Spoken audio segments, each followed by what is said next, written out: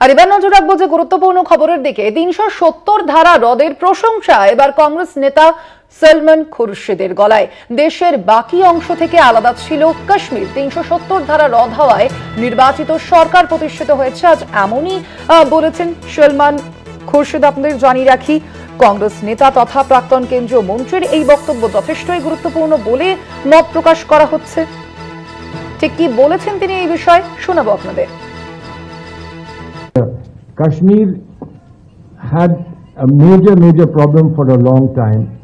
Much of that was reflected in the thinking of the government in an article called 370 of the Constitution, which somehow gave an impression that it was separate from the rest of the country. But Article 370 was abrogated. It was abrogated, and it was finally put to an end because so much time has passed. Subsequently, there was an election in 65% participation in election. There's an elected government in Jammu and Kashmir today. আমরা বিষয়ে কথা বলবো। আমাদের সঙ্গে সরাসরি এই মুহূর্তে news room থেকে রয়েছেন আমাদের কলকাতা টিভির পলিটিক্যাল এডিটর আশিস চট্টোপাধ্যায়। আশিস দা, যে বিষয়টি জিজ্ঞেস করতে চাইবো আপনার কাছে, যে এমনিতেই আমরা দেখতে পাচ্ছি যে কংগ্রেস কিন্তু শশী থারুরকে নিয়ে যথেষ্টই চাপে রয়েছে, সেখানেই কংগ্রেস নেতা সলমন খুরশিদের এই বক্তব্য আরো কি অস্বস্তিতে ফেললো কোথাও কি কংগ্রেসকে? দেখো, সলমন খুরশিদ কংগ্রেসের মধ্যে মুসলিম যে অংশ তার অন্যতম প্রধান মুখ আজকের দিনে দাঁড়িয়ে। তিনি দীর্ঘদিন বিদেশ মন্ত্রীও ছিলেন এবং তিনি অন্যতম নেতা যার একটা আন্তর্জাতিক পরিচিতি রয়েছে। সেই দিক থেকে তিনি যদি বিজেপির অবস্থানকে সমর্থন করেন কাশ্মীর নিয়ে, সেটা অবশ্যই রাজনৈতিকভাবে খুবই গুরুত্বপূর্ণ এবং কংগ্রেসের পক্ষে দারুণ অস্বস্তি বাড়াবার পক্ষে যথেষ্ট। সেই কাজটাই সলমন খুরশিদ করেছেন। আর সম্ভবত সলমন খুরশিদকে যে একটু মর্যাদা দেওয়া হয়েছে আন্তর্জাতিকভাবে, অপারেশন সিঁদুরের ব্যাপারে সমস্ত দেশে, নানান দেশে ঘুরে ঘুরে বোঝানোর যে কাজ, তার একটি দলে তিনি রয়েছেন, গুরুত্বপূর্ণভাবে রয়েছেন এবং এই সব ব্যাপারে সলমন খুরশিদ হয়তো খুবই খুশি। তারও একটা প্রতিফলন হয়ে থাকতে পারে, কিন্তু যে কথা তিনি বলেছেন সেটা সাংবিধানিক দিক থেকে, আইনি দিক থেকে, আন্তর্জাতিক সম্পর্কের দিক থেকে কতটা ঠিক বেঠিক সেই চর্চা কিন্তু ভবিষ্যতের জন্য তোলা থাকছে।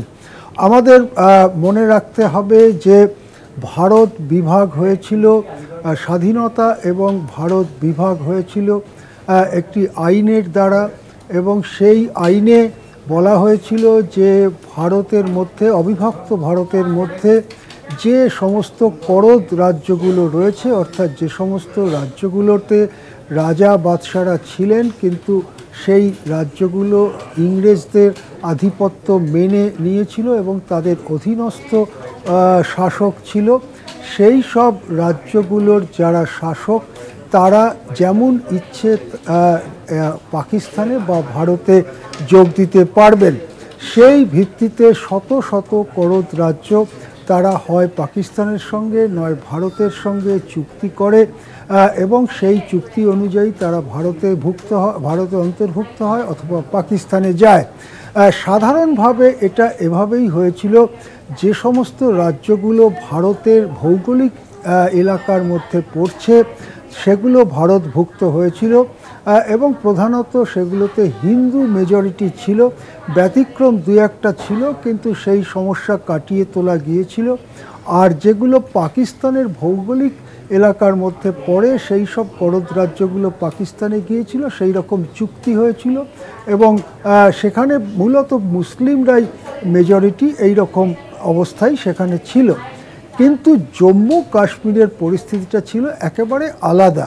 সেটা ছিল ভারত এবং পাকিস্তান যেভাবে বিভক্ত হয়েছিল তার সীমানায়, সীমান্তে, অর্থাৎ ভারত, জম্মু কাশ্মীর বাদ দিয়ে ভারত যেখানে শেষ হচ্ছে তারপরে জম্মু কাশ্মীর শুরু হচ্ছে, জম্মু কাশ্মীর যেখানে গিয়ে শেষ হচ্ছে তারপরে পাকিস্তান শুরু হচ্ছে। সুতরাং জম্মু কাশ্মীর ভারত বা পাকিস্তান দুটি নতুন দেশের লাগোয়া ছিল, যে কোনো একটি দিকে তার যেতে ভৌগোলিক কোনো অসুবিধে হতো না।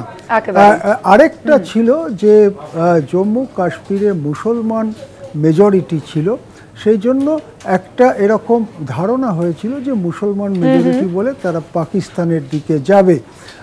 কিন্তু সেই সময়ে আচ্ছা ঠিক আছে, কিন্তু সেই সময় তারা ভারতভুক্ত হয়েছিল। হ্যাঁ, একেবারেই ধন্যবাদ আপনাকে। আমরা কথা বলছিলাম, আমাদের সঙ্গে সরাসরি ছিলেন কলকাতা টিভির পলিটিক্যাল এডিটর আশিস চট্টোপাধ্যায়।